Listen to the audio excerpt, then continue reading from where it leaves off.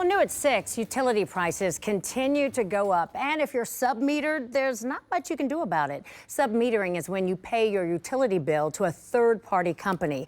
It could mean you're missing out on consumer protections and money savings programs.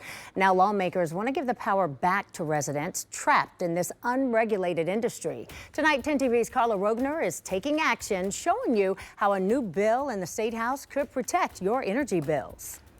Legislators say Central Ohio is a hotspot for submetering, but these companies operate in what they called a legal gray area. This legislation looks to close that gap.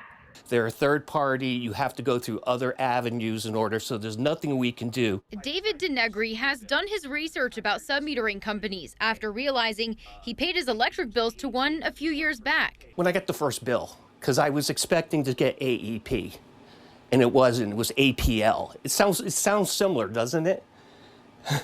AEP, APL? I thought it did. When Denegri received a bill he thought was too high, he realized his options for resolving the issue were limited because he was submetered. We were actually being treated as second-class citizens, right?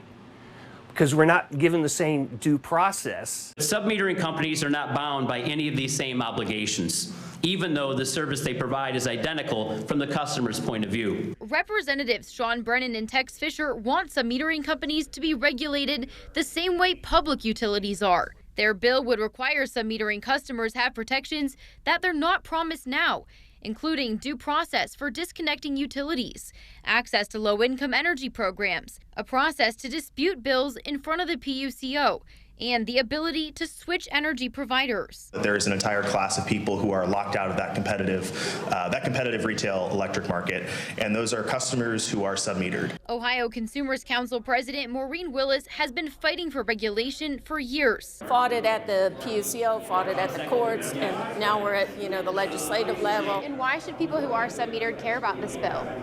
Well, they should care about this bill because they're now unprotected, and they're getting charged for a service that is not the same service as the utilities provide. She says for customers like Denegri, this legislation is long overdue. Consumer beware. Next, these legislators plan to meet with other utility companies to try and get them on board this bill. Reporting at the State House, Carla Rogner, 10 TV News.